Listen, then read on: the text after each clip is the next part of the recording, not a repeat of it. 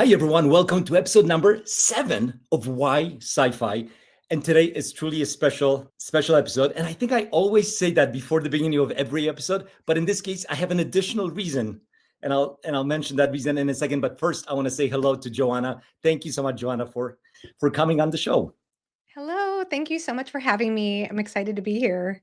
So, just very quickly before we get into the nitty gritty, I do want to say that the reason why this is such a special episode for me is, and you probably don't know this, Joanna, because I don't think we've talked about this, but there was a time about a year ago where I was thinking that maybe booktube is not for me. Maybe I need to take a step back.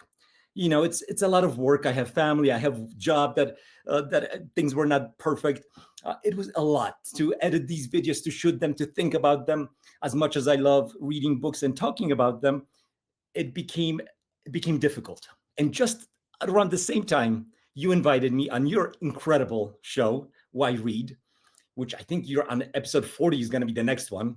So Yeah, yeah, yeah. So true. it's a long standing my favorite episode on BookTube for sure.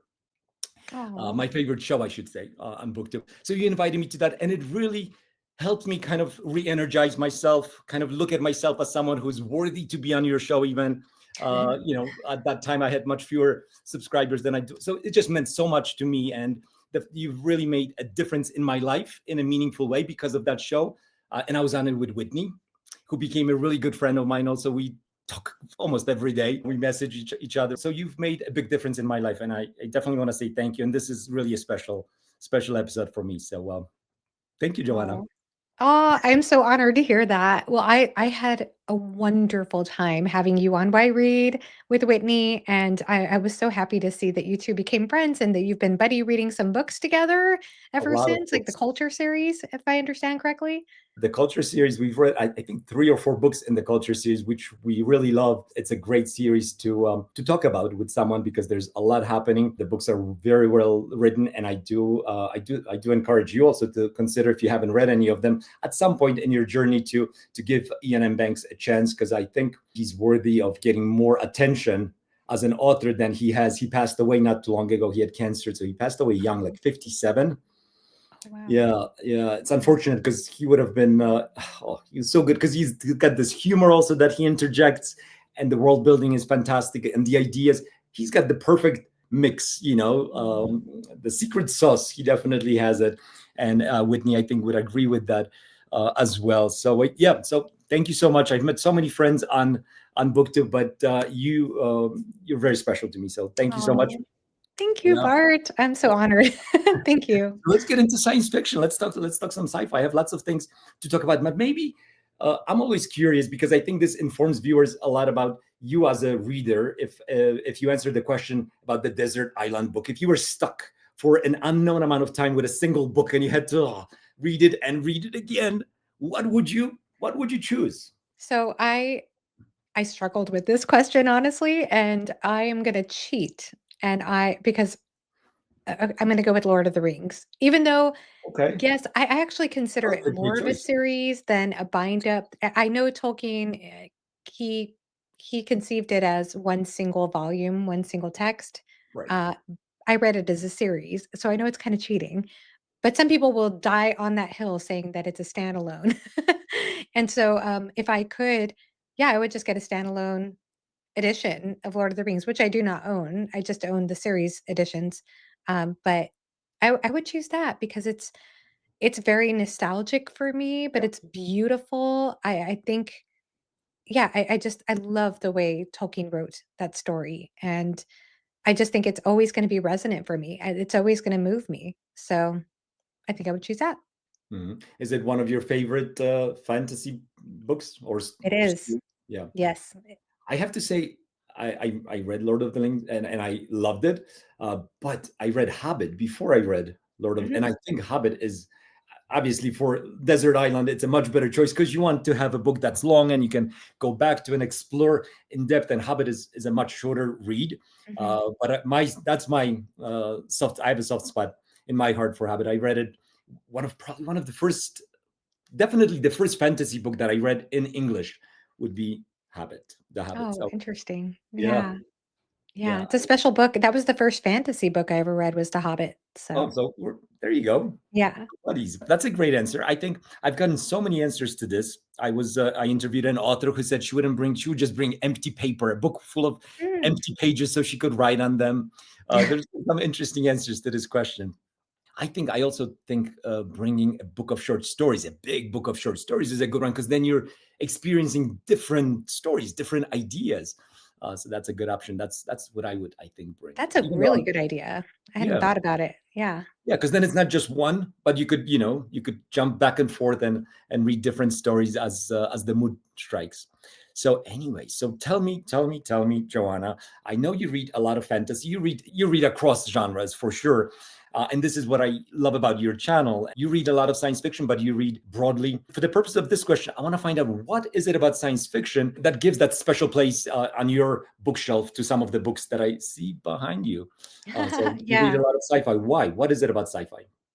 This is an interesting question because if you ask me my favorite genre, I usually would say fantasy. But that said, there is so much science fiction I love. And I feel like there is a blurry line between science fiction and fantasy. In fact, some of the series that I've enjoyed that are fantasy have sci fi elements. I would say Baker's Second Apocalypse series has some sci fi elements. I would say Jenny Wirtz's Wars of Light and Shadow, which is a huge epic fantasy series, while certainly more fantasy, it has some sci-fi elements in it. So I feel like the lines can be quite blurry. I'm reading Book of the New Sun right now, Oh and I yeah. have to remind myself all the time that it's science fiction. And I don't really know that I have the best answer for this. I look for a good story, and I feel like when I love fantasy, it's more being in a secondary world, yes, but also it's the atmosphere of magic and mystery and wonder that that can evoke. And with science fiction, it does seem to lean more into what if questions, I would say. So Mhm. leaning into what if this happened? What if you did this or that? And I think fantasy does something similar as well. Sometimes science fiction pulls in more into our own reality, whether it's like a future version of our reality or if it's imagining what life would be like if we colonized other planets and maybe it's like a space opera scenario. This is kind of a tricky question though, and there's such a range of sci-fi out there. And I feel like I've enjoyed a lot of variety in the science fiction genre.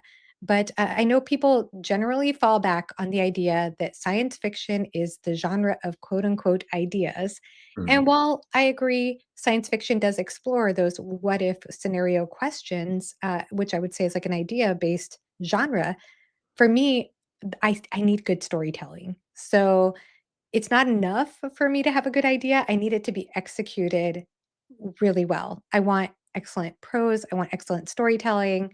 I have a lot of demands as a reader, but if I'm reading a good science fiction book, then I just want a blend of those good storytelling elements in addition as a means to exploring those what if questions. Well, that's a great answer. That's a great answer. Speaking of storytelling, I think, and I hope I don't say it the wrong way, but I think in one of your videos, you talked about, you mentioned that there is a difference between a good storyteller and a good writer, good writing and good storytelling. I think, oh gosh, what video Oh, was this? okay. Yeah, yeah, yeah. So that came up because I co-own a Discord, and in my Discord we have a question of a day, which is pretty common in a lot of Discords. And somebody asked that question: Is there a difference between a good writer and a good storyteller? And do you have a preference? And it came up in my thoughts because I had read a book a couple of months ago where I could appreciate the prose in a line by line way. I thought, okay, there is skill here. I can identify skill in the prose and the Lahane, dialogue. right? Is that it? What was that? Was it a book by Lahane? Yes, it was by Dennis Lehane. Alexander, yes, It was yes, a very popular author in crime fiction, yes. and so I read probably his weakest book from what I understand from his fans. I read Since We Fell, and I found the story just lacked coherence for me. It just felt like it just did not quite gel as a story. It didn't feel very compelling what he did with it. I think he tried to do 3 different things and they just didn't come together thematically or story-wise. And yet, like I said, like in a sentence by sentence way, I could appreciate what he was doing as a writer. So I could see the potential there as a writer, but storytelling as a whole, it just didn't quite cohere for me. Hmm. That makes sense. And then there are authors who are good storytellers but not great writers. Would it be fair to say that the magic happens when the two kind of merge? When you I have just a great story, great storyteller who knows how to, evoke those emotions, but it also is told in a beautiful language that as you're reading, you're excited sentence to sentence basis, right? Yeah, I think so. I certainly think that prose is underrated, like how much it can add to a story because a lot of people say, "Oh, I just care about the characters."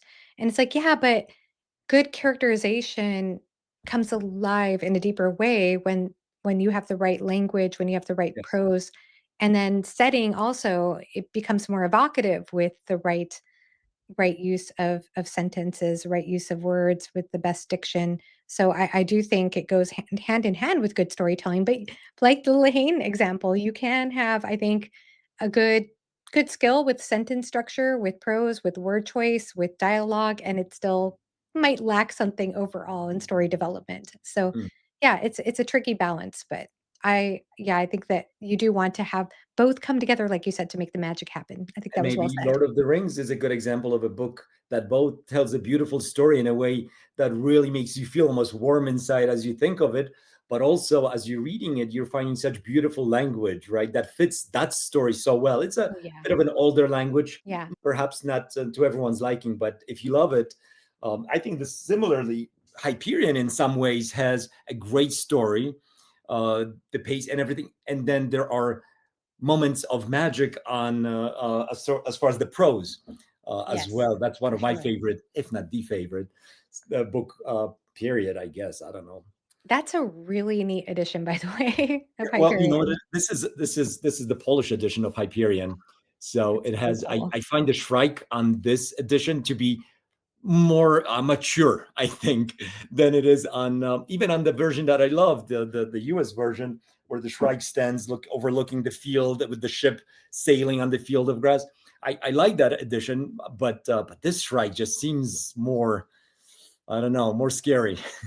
It looks like straight up horror, It that does. cover. It does, and I think Endymion has an even better cover. So, and I wanted to ask you, as book lovers, we have books that we cherish.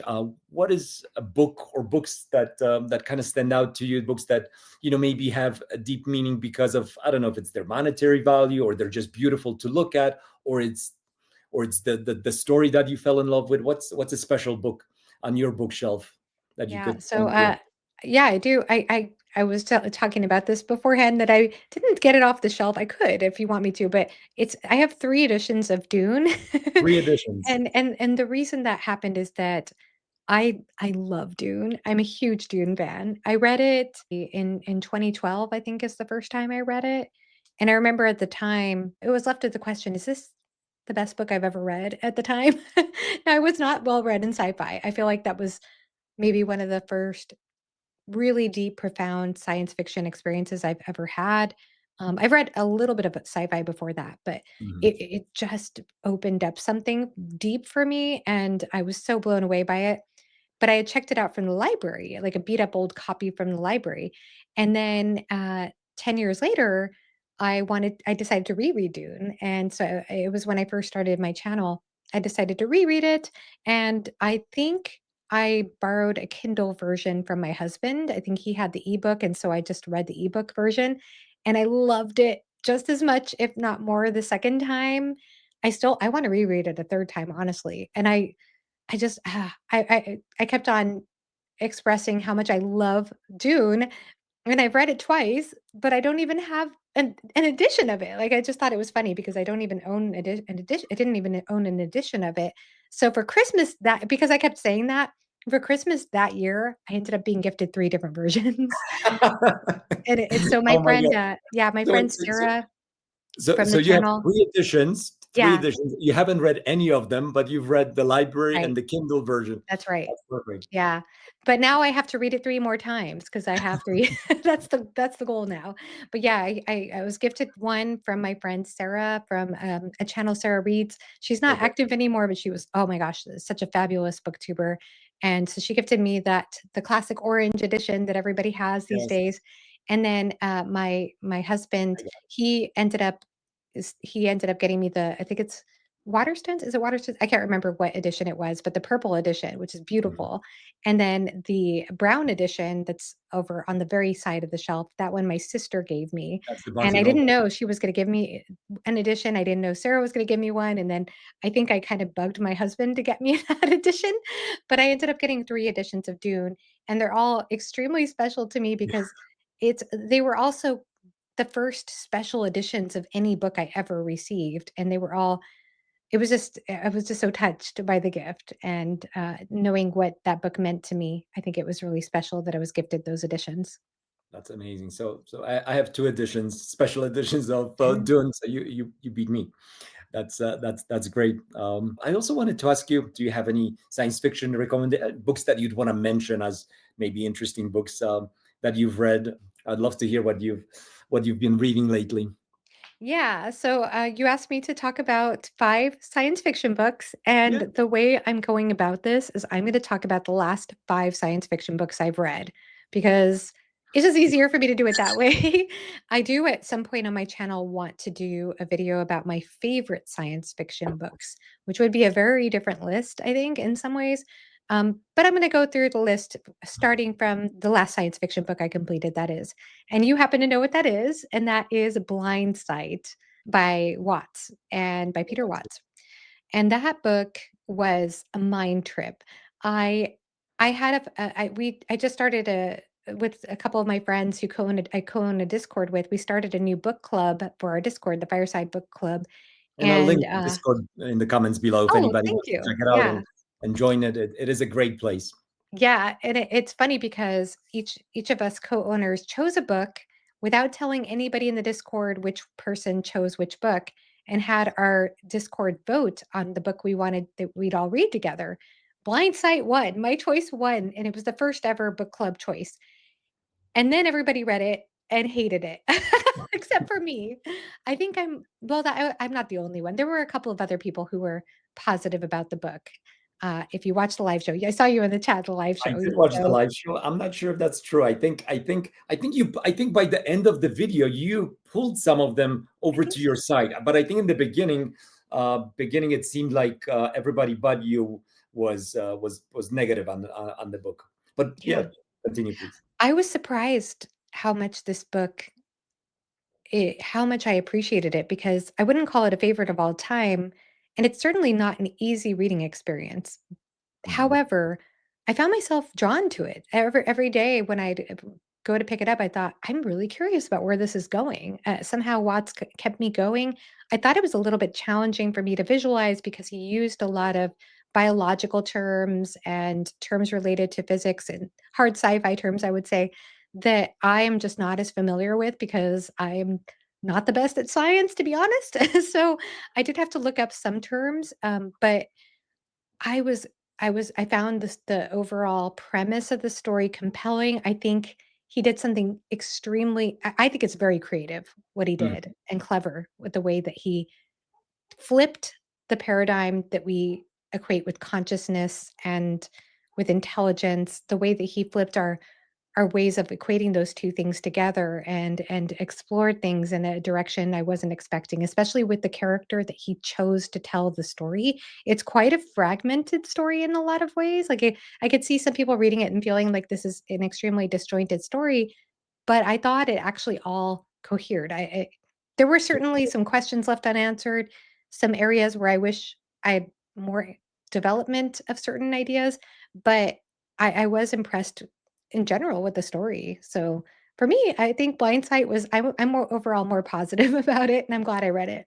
Yeah, So I think that's overall the exploration of consciousness in science fiction is something that really interests me. Just the idea that consciousness does not have to arise in our carbon-based bodies; it could arise in different kinds of systems. AI, obviously, it's in the news now with some people actually worrying about our future because of the development of uncontrolled development of AI, but also within alien species. And sometimes, like it is in this story, just kind of questioning what is consciousness. Is it really necessary? In your video you talked about the what is it, the Chinese room, is the that right? Chinese room I forget. experiment is highly explored in the Yeah, story. yeah. Yeah. Yeah.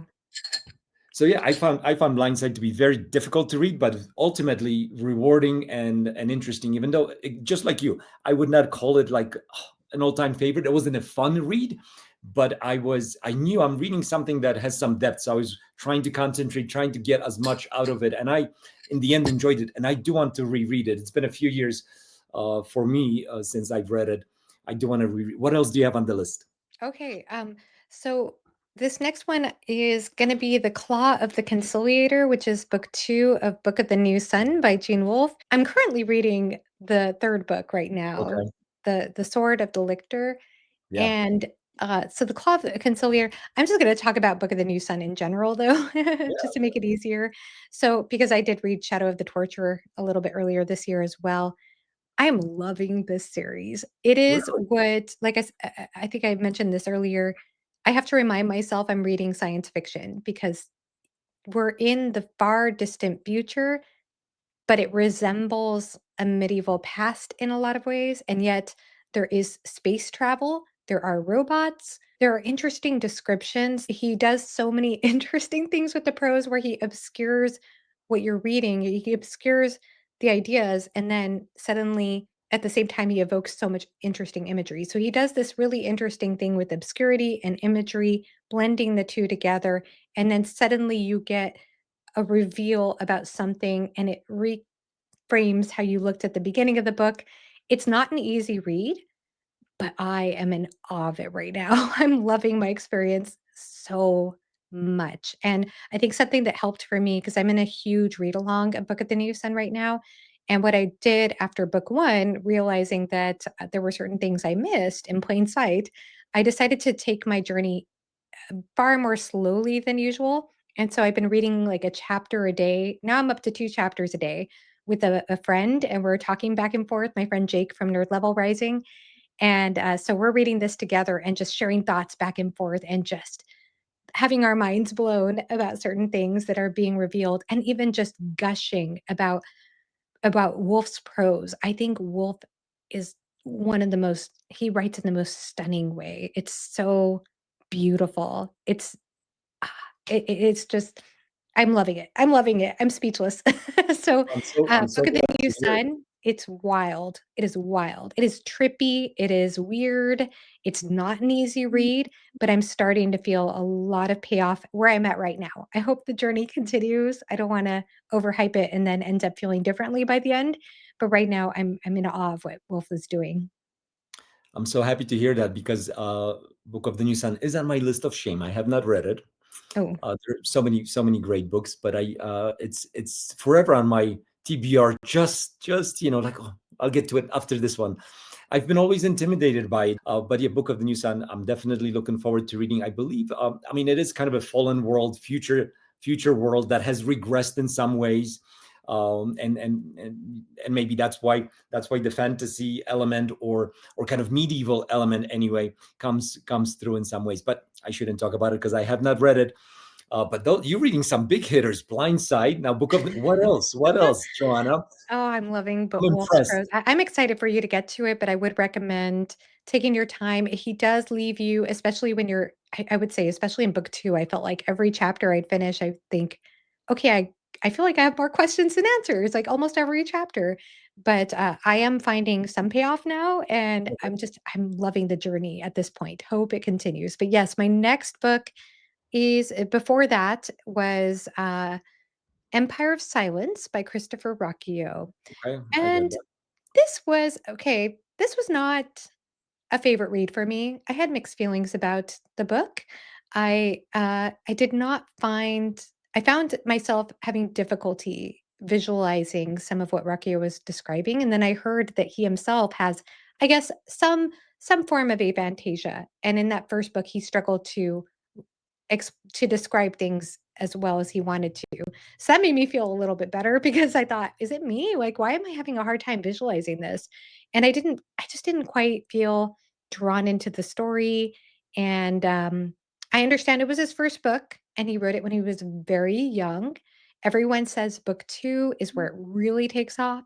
I'm not gonna discourage anybody from reading it because I feel like I'm the odd one out. I feel like most people love that book and connect to the prose immediately, whereas I just didn't quite. Yeah. So Okay. I am going to continue on to book 2 eventually, but yeah, this is one that I could see some potential. There were some interesting elements, but it wasn't really my favorite type of story Yeah. so far. So you're not the only one, because I don't need to. I second everything you just said. I felt the same way. I was slightly underwhelmed, and it may also been because this book has been so prominent. So many people loved it that when and I had a similar experience with Red Rising when I read book one. I was Oh just yeah. this. I didn't get it. There was not no depth to it. It seemed like, and again, everybody says it gets better, but I don't know. I've never gone to book two with Red Rising. I do think also I want to give a shot to book two of Krista Sun Eater, but I felt the same way. It didn't do much for me. You know, in science fiction, I always look for these things, this the novum, something unusual, something new, or this paradigm shift, conceptual breakthrough. These things that really just get you excited, where you get the rug pulled from, and it was just the story in space, and written okay, but the prose wasn't. The story was good, but it wasn't great. It was okay. So I Yeah, it was agree just with you okay. 100%. I think the hype worked against me for that one. Maybe you Yeah, too. I think so. But if it wasn't for the hype, I probably wouldn't not have picked it up also. So Yeah, but I there's have that. friends here on BookTube who claim it's like their favorite series of all time. So, again, I wouldn't discourage people from Yeah, trying it out and seeing how they feel. And I am going to try book two, hoping that I enjoy it. So we'll see. same, same. All right. So yeah, that would be the third choice. The next one that goes that I read before that though was Left Hand of Darkness by Le Guin.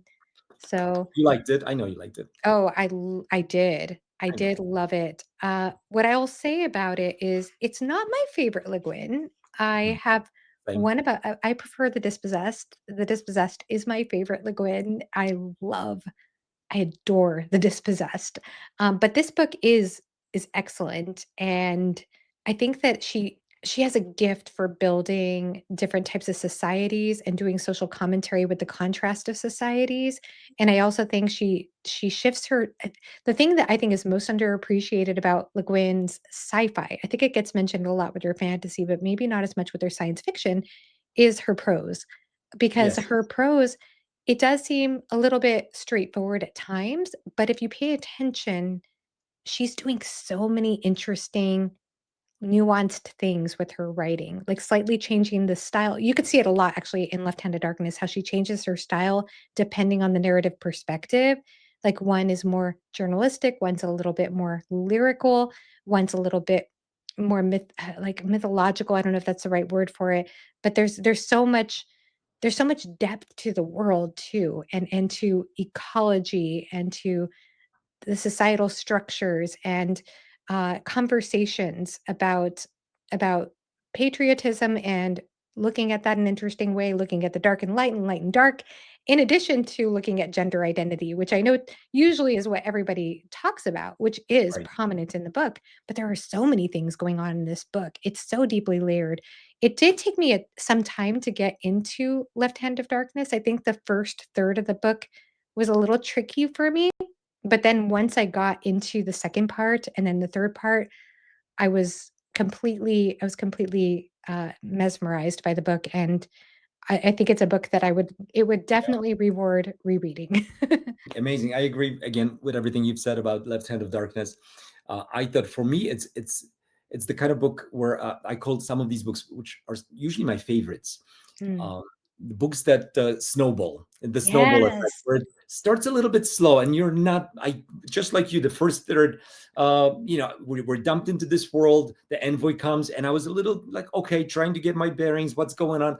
But then as it goes, it slowly, patiently, because she's such a patient writer. Also, just builds. She's not trying to wow you. It's. But then you just feel this overwhelming force that is propelling you into the read, and by the end you feel really like, okay, this was amazing, this was great, this was what good literature, regardless of whether it's science fiction, whatever you want to call it, is. So yeah, and same thing with Dispossessed. I don't know which one I would prefer. but dispossessed, amazing. And again, very patient with how what it's trying to tell you. And I also appreciate how Le Guin doesn't hit you over the head with her ideas. I mean, she was known to be an anarchist, and she had some very. She was not a meek person. She was a strong person, a strong woman, opinionated. But she allows the pages to. She allows you to kind of extract meaning in a nuanced way from her ideas, as opposed to just kind of hitting you over the head. This is what you're supposed to think. This planet is better than no. It's there's a lot of nuanced exploration, and I adore it. It's amazing. Yes, she puts her characters right in the center of the conflicts between different societal perspectives and Mm, grapples with them, and you feel that grappling with them and where you wrestle with them. And I love what you said about the snowball effect. That's so perfectly said.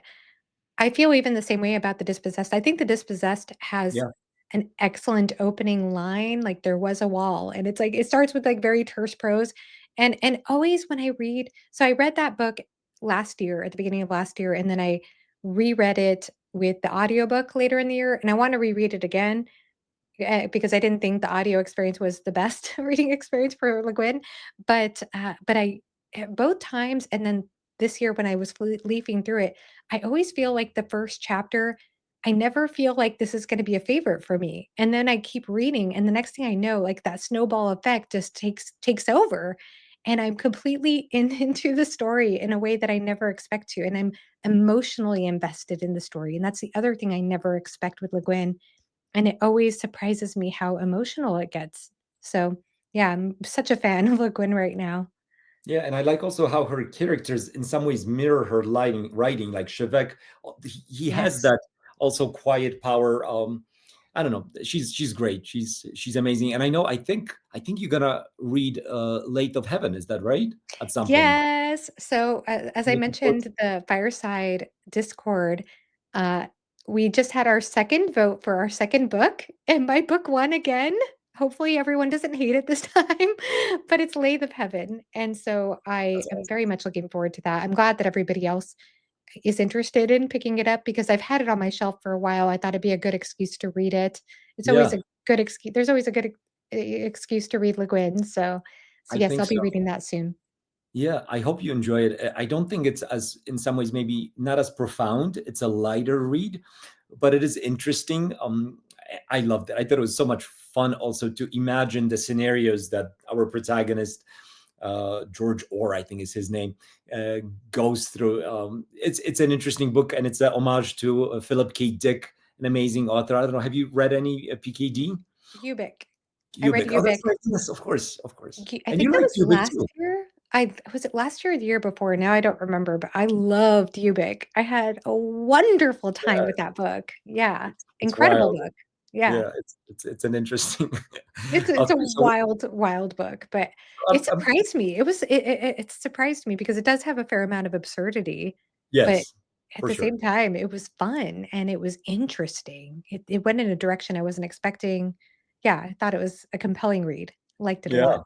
it's an Mhm. awesome book. Definitely trippy. Definitely like a proper PKD Mhm.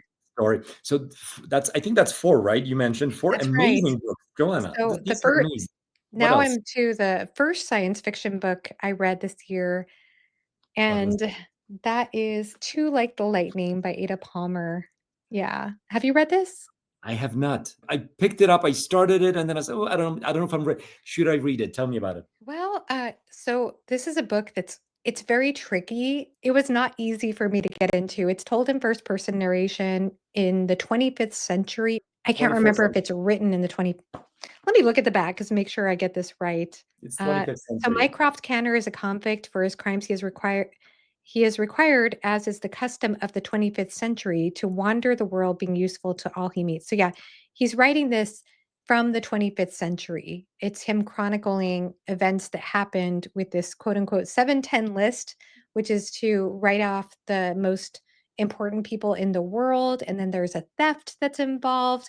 It's a strange plot, and it took me a while to follow it. Like I had to read it very carefully, and I struggled getting into Mycroft's voice because Mycroft is a weird narrator. He's a I weird, weird character. I think I And remember you saying that you almost DNF'd it, but then by the end you liked it. Yeah, I started off buddy reading it with Murphy Napier, and And she didn't finish she it. she DNF'd it. She said, Yeah. "This is way too much work for what it's worth." I think is how she framed it. But I'm stubborn, and if I start a book, especially if I'm reading it visually, then I really try to avoid DNFing books.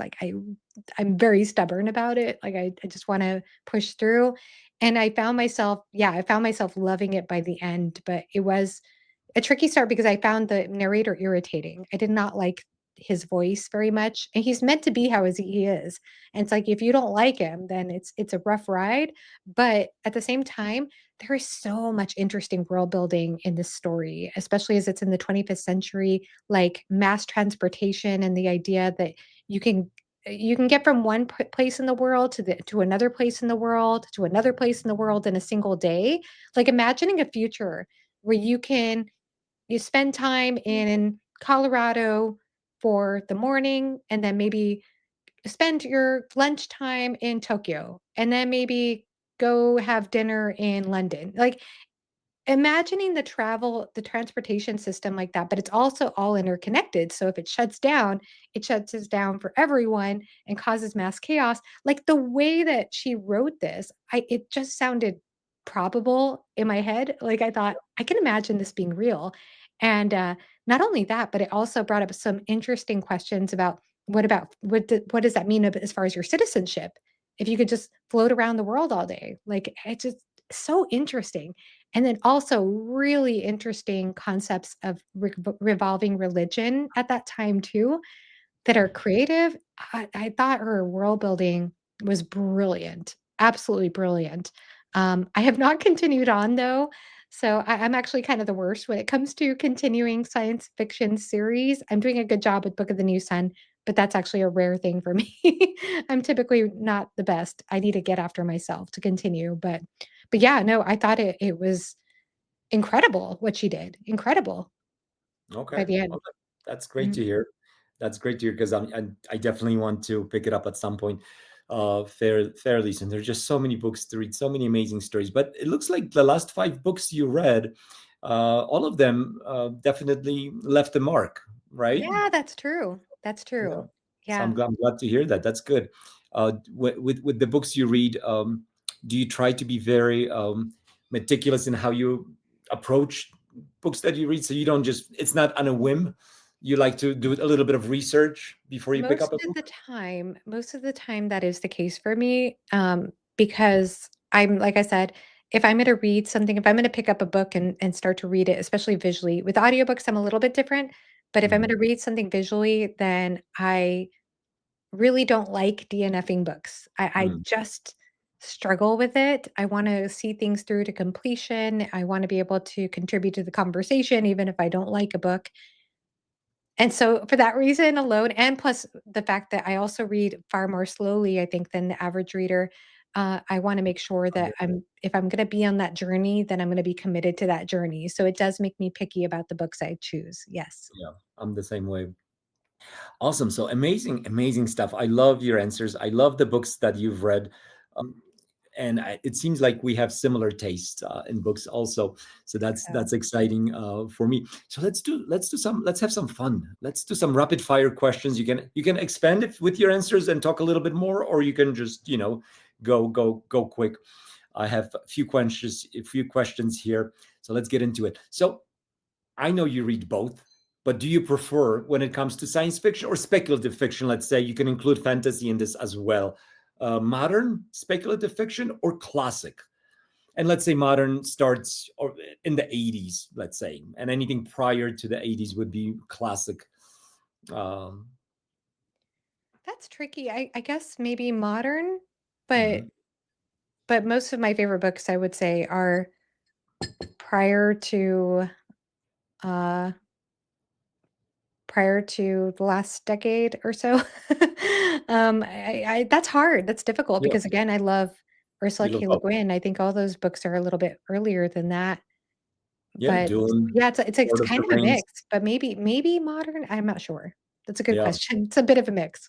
When you and this is more specific to science fiction. So science fiction has these typical sci-fi space operas, taking place far into the future, sometimes so far into the future that it feels like the past because the world has fallen apart. But do you prefer this proper sci-fi, or do you like dystopian stories? Like we talked before we got on the air a little bit about a book we both read, I Who Have Never Known Men, which has a bit of a dystopian feel, not A little exactly, bit. a Yeah, it little bit. has a little bit of a dystopian feel. I don't feel like that's the main focus of the story. I feel like it's a little more post-apocalyptic, and I wouldn't include that as a science fiction. I don't know if that's a hot take. It Uh, probably is because I think it is ranked among the science fiction, oh, it and is? yeah, and it's possible that it's, or probable even, that it takes place not on Earth but on another planet. But at the heart of it, it's the explanation of the personal inside, not so much anything outward. So it doesn't matter really. I think most stories, dystopian novels, uh, in that sense, the only reason they're science fiction is because they're taking place in a presumed future where things have deteriorated in some way to a point where the world is in some cases very difficult to survive in, or you have stories like Fahrenheit 451 or 1984 or Brave New World, which are dystopian. So anyway, Yeah, Joanna, do you yeah, prefer and there's a dystopian, or big do you and like? to me in my mind, there's a big difference too between dystopian and post-apocalyptic, though they can be combined. They can be the same thing, but they're not necessarily the same thing. I did You're read the yeah, so I guess I would say that, I do not okay, here's the thing.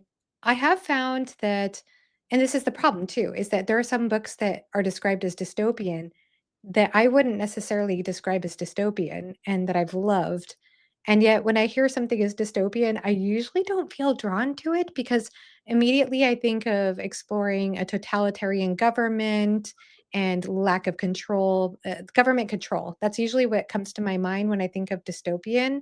And that's just not I know there are brilliant dystopian books out there, but it's not something that sounds even appealing to me. Like I actually want to do a project in the future where I read a bunch of dystopian books and then evaluate my feelings about it because in my mind I just have a negative feeling about the idea of exploring that.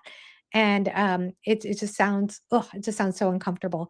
But I do what was the other option like space opera or Space opera, just kind of like typical science fiction, what most people maybe think of science fiction, Hyperion, for example. We talked about Dune, oh which is a yeah. bit more of a science fiction fantasy, a little bit closer Yeah. on, but that type of story, or the whether it's post-apocalyptic or dystopian, let's put them both on that side. Which Oh, side? because I love post-apocalyptic. I feel like that's different.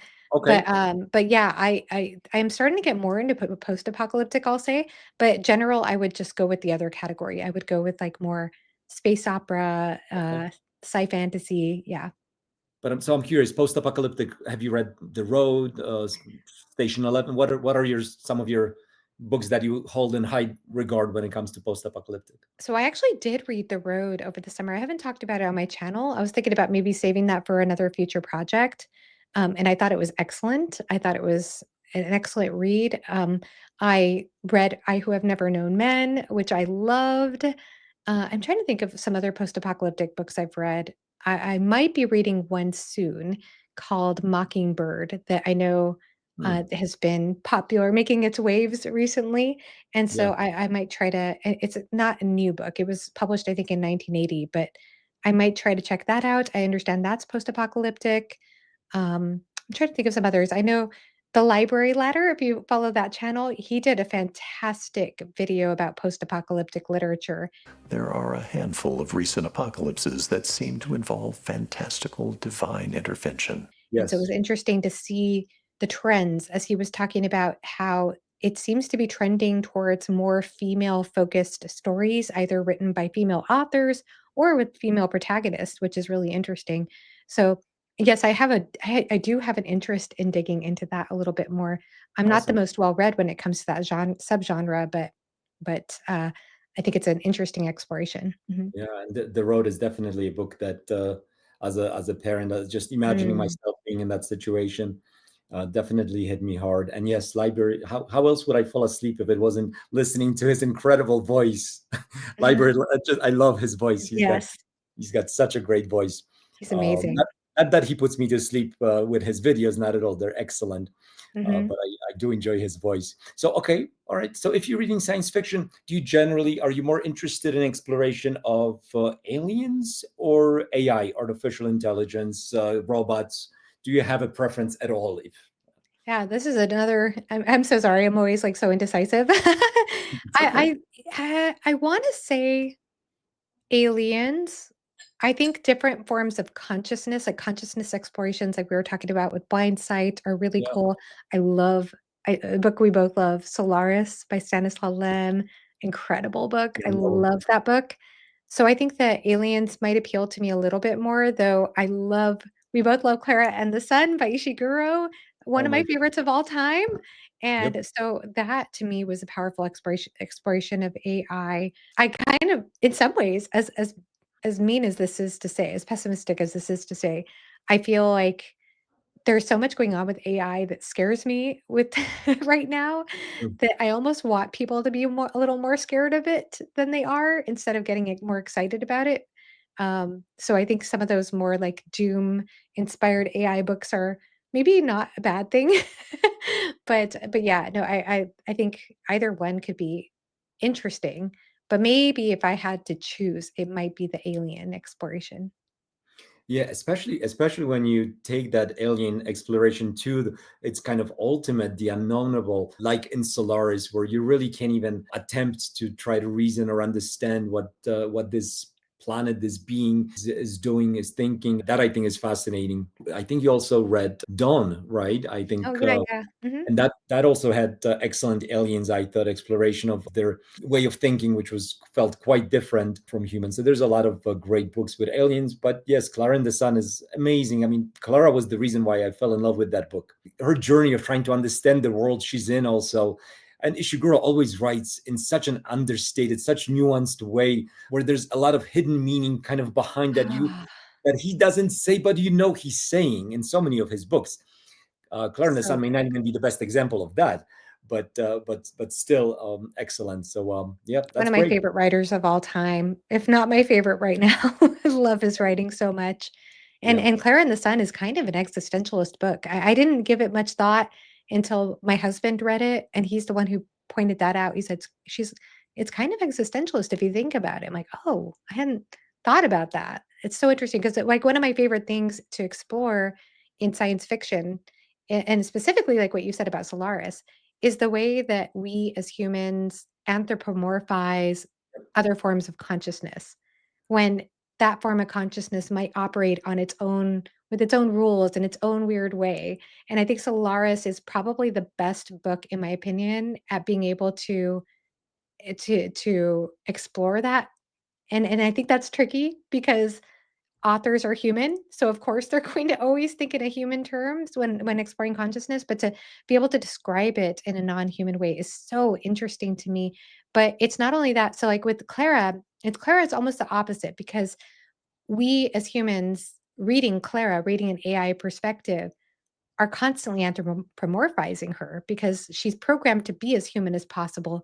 So you end up, when you read her perspective, you feel like you're drawn into believing she's human and almost believing she's real and has real feelings. But then something that she does that is so interesting to me in that book is she worships the sun. And right. it's like, that is such a human thing to do, is to form a god and uh, it- to like make meaning out of that and imagine it's talking to you, and I just thought that was fascinating to me, like that an AI robot would be prone to doing something so human in that regard that we wouldn't think in that direction. I just thought it was very well done. Yeah, that's a great point. I think those moments where you in Clara and the Sun, where you understood that even though she was programmed by humans, she has developed her own consciousness where she sees the world in a completely different way. Uh, that was just magical in some ways. And Ishiguro wrote that book. Initially, it was supposed to be a book for kids that Yeah, he fiction expanded book. onto on the Mhm. idea and developed into an amazing book that is really, I think, for just about anyone. I think kids could also read it. I think maybe over 11, 12 years old. But it still has that a little bit of a fairy tale quality to it, and I think Clara brings that beautifully. So Yeah. that's I some great. agree with you though, because there are certain moments in the book where you notice things are weird. They get a Yeah. little bit distorted in her perspective. And it's almost like the way that I was thinking about it, or the way my husband and I talked about it, is like when, of course, versions of AI have gotten so much better in the last few years. But it's like, whenever you would see an AI generated picture of a person and they would have like they'd look like a human, they'd look so realistic, and then you'd look at the hands and notice they have like 9 digits or Yeah, 15 digits on their hands, like just things are something very weird tricky going for on, AI. just something a little off kilter or weird. And I feel like Clara was a little like that, like where she had these qualities that seemed so human, and then suddenly you'd see something just a little off, a little weird through her perspective, and I thought that was clever on Ishiguro's part. Yeah, yeah. That I agree 100%. Speaking of your husband, are we gonna see him on your channel at any point? No, he's very introverted. I've asked him, he's like, he's not quite interested in that. Okay. Cool. All right, let's move on. Quick answer here. Two great books. I know you like them both. Dune or Hyperion? Which Dune. one? Dune. Okay. Awesome. Now, do you prefer hard sci-fi, like more technical, or soft, which would be a little bit more maybe character-based exploration of consciousness, human consciousness, especially? Hard SF or soft? Soft. I was Okay. not a good science student. So I think that's why it took me a long time to come around to science fiction in a way in my life. I did read Mary Shelley's Frankenstein in high school. I didn't think of it as science fiction at the time, but It's the now I'm beginning now of I science understand fiction. it is. Yeah. And I read a time travel book back then too that was pretty profound for me. But I never I was never quite interested in reading science fiction, uh, only because I was terrible at science in school. And so nowadays, now the fact that I love science fiction is kind of a huge discovery for me, to be honest with you. So happy. Yeah. Yeah. Yeah. Okay. So soft. Now I you do prefer mentioned. soft because so I consider myself more of a theme driven reader than anything else. Like I love books that explore the human condition in a compelling way. And so I feel like themes are that they're aspects of the human condition that don't necessarily have a right or wrong answer, but they can bring up a lot of different questions. And so that's something that I enjoy in storytelling. And I think it can connect to the ideas we're exploring in science fiction. Mhm. That said, I have enjoyed, I think, what could be considered hard science fiction. If I'm not mistaken, and correct me if I'm wrong, I think Blindsight would be considered hard sci-fi. Definitely. Um, I enjoyed Timeline by Michael Crichton, which I is definitely hard science fiction in my opinion. So yeah, I think I could enjoy either one, but I think because I'm more drawn to the human aspect of storytelling, like the human exploration, I think I maybe that's why I would choose soft sci-fi.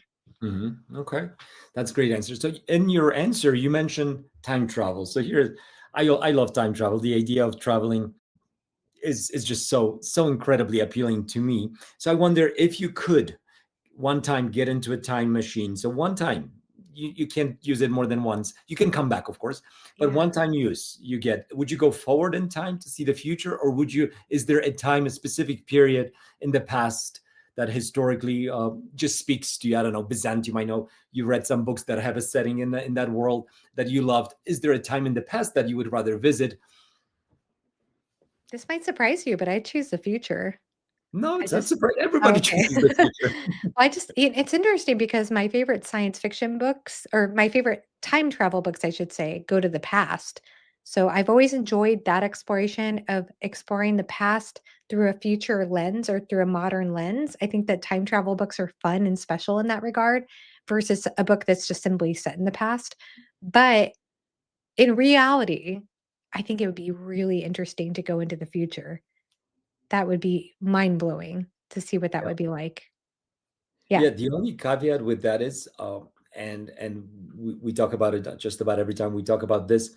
I bring this up is there is a let's say you set the time machine to go 150 years into our future, which at the current speed of technological advance, our world I'm pretty sure is going to look amazing. But there is also a chance. that it isn't going to be such a good future, right? There are a lot of concerns, whether it's environmental Especially the that we may, environment. or Yeah. even we talked about AI running Yeah. amok, so there is that chance also, and I think might be one reason to be, a little bit careful how far into the future one goes. Be Uh, terrifying, honestly. It'd probably be terrifying, but yeah. yeah, yeah. Like what do you see when you're in 200 years from now? It's difficult to know, but it's so much fun to imagine, and I think that's part of why I love science fiction, reading these books that kind of project our hopes in some ways or fears into the future is so much fun. But when it comes to time travel, the sure thing would be to go back and see, the times of the Roman Empire. That would be amazing, I think. Or the pyramids being built. How did they Oh, actually do it? that would There's be cool too. Yeah, I yeah, don't know. That now that you say that, that sounds amazing. And also just seeing how beautiful the natural world and its beauty yeah, before pollution and yeah, industry. yeah. That's another thing. You know what I would love? Just going back, I don't know, you don't even have to go back that many years, but just seeing the sky and the stars and Milky Yes. Way, Oh like gosh, it's so yeah. difficult to find truly dark sky.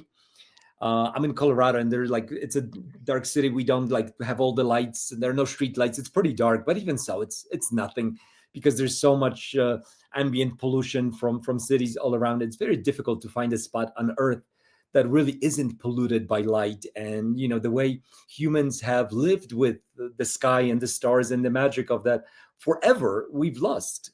Yeah. So it's a bit sad. So that we don't have to go too far.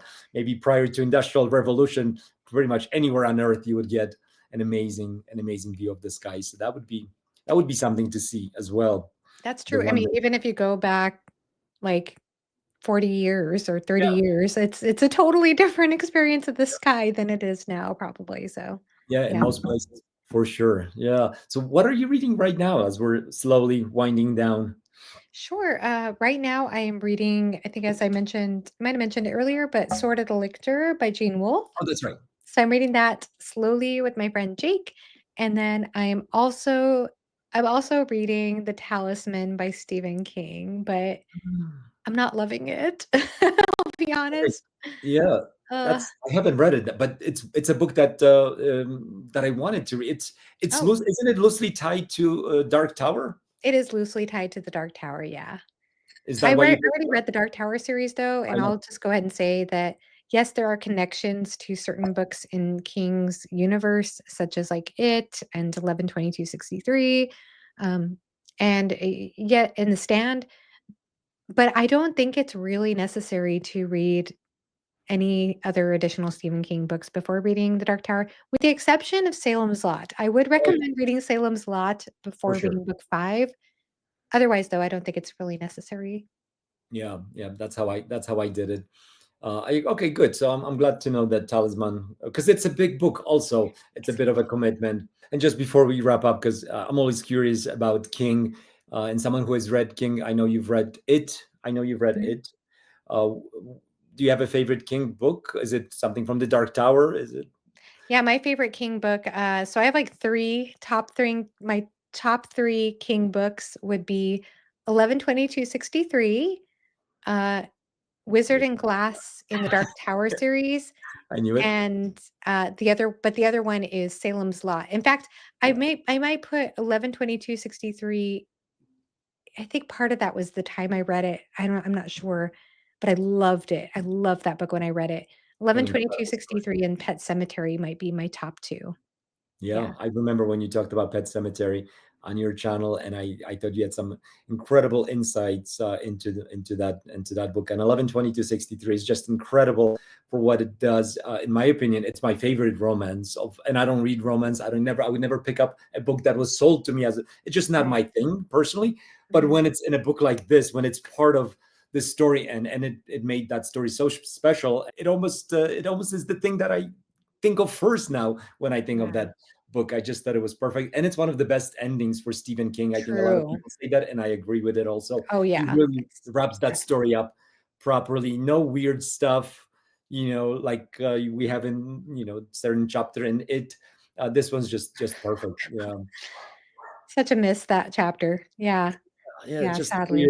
weird. He talked about it as a transition between childhood and adulthood. I don't know. I Yeah. don't get it. I don't get it. But I still love the book. Otherwise, I thought it Yeah. was incredible. There are And some really beautiful things, or some really not beautiful, I wouldn't say that, but it does explore friendship in an yep, yep. excellent way. I like the way it explored that, and, certainly, yeah, I think that there were a lot of things I appreciated about it, but, the end fell flat for me personally. Yeah, I agree. Have you read Misery or Shining? I haven't, no. I'm not the most well-read when it comes to King. I've read the Dark Tower series, 11/22/63, Salem's Lot, Fairy Tale, which I didn't care for. Currently reading The Talisman. So just a handful outside of the Dark Tower, but yeah, I mean, I think I enjoy some of his stories for sure. I think he's definitely good at blending the supernatural and like, especially, like, I'm thinking of Pet Cemetery, what he does there, like, the supernatural with, like, the human with Yeah. true human experiences, human condition, and looking at the human condition in a compelling way, unflinching way, real as yeah, as I've heard people say before. I think he's an excellent writer for sure. Mhm. Awesome. Well, listen, this has been amazing, Joanna. We've gone a little over an hour already. Time flies when you're having fun. I really enjoyed it. So I definitely want to say big thank you for joining me on episode 7 of Why Sci-Fi. Any viewers, I encourage all of you. It's going to be in the link below to visit Joanna's channel, subscribe, watch all the videos, but and the live series Why Read is incredible. I love the way you talk about books. You have a special way of breaking down a book and succinctly, quickly, kind of finding the essence of why one should or shouldn't read a book. And you're also very brave. If you don't like a book, you say it. And I just want to say, I give you such huge props. There are a lot of people on YouTube who talk well about books, who speak well, who but I think for me, you are up there, right on the very top, and I encourage all the viewers to visit your channel. And you're just a great person. So I thank you for this also, and for helping me as well. So thank you, Joanna. Oh, Any thank you, last word? Bart. I appreciate you so much. Thank you so much for inviting me. This was a lot of fun. Yeah, thank you so much. All right, guys. Episode 7 is in the books, and I'll see you next month. Bye.